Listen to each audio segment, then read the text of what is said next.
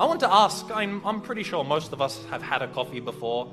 Sometimes we can't actually survive without coffee. Some people, first thing in the morning, they must have a coffee. Now, when we think of coffee, what do we think of? If I were to say, for example, pizza, what would you think of? Which country would you think of? Italy. If I was to say sushi, what would you think of? Japan. So there are certain things that you associate with certain things. Now, if I were to say coffee, what would we think of? Brazil. Some people might think of Colombia. Some people think of Italy.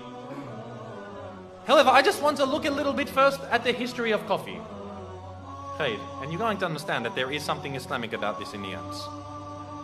Coffee itself, the word actually comes from Arabic. In Arabic, the words call this drink qahwa. Qahwa is the drink that comes out from the bun, from the coffee bean. So they call this thing qahwa. Now qahwa, it comes from the verb qahiya, which means to lose one's appetite. Because the Arabs knew that when you drink a lot of coffee, khalas, you don't want to eat anymore after this.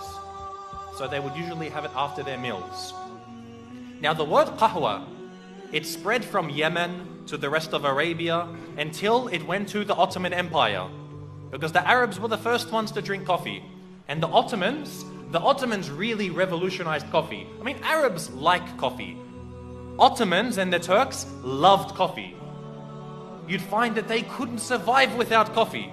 This was every single Ottoman would be drinking it, to the point that many of the scholars of the Ottoman Empire, they stipulated that, of course, as we know as Muslims, a man has to spend on his wife. He has to supply her with a house, with food, with clothing. Otherwise, if he can't do this, it's grounds for divorce. Now, the Ottoman fuqaha also specified that he must give her enough coffee. Otherwise, it was enough to call for a divorce.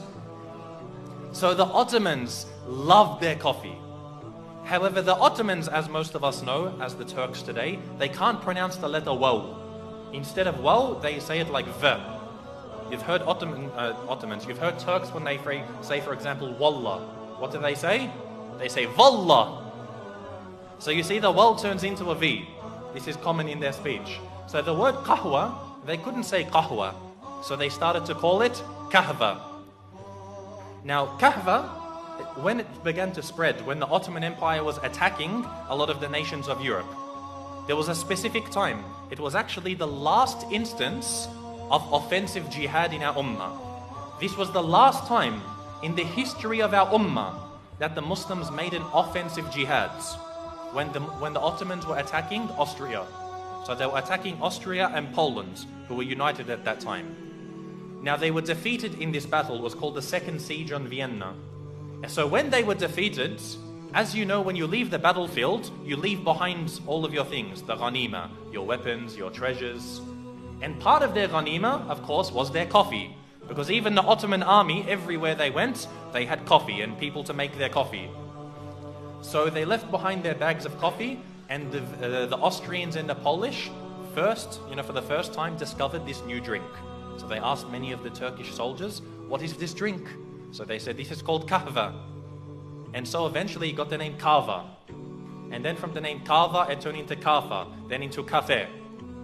So you'd see that this drink was a Muslim drink.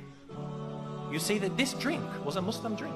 For a long time, the Pope forbade Christians from drinking this. The Pope, he gave like a fatwa, and he said Christians are not allowed to drink coffee. It is haram for them.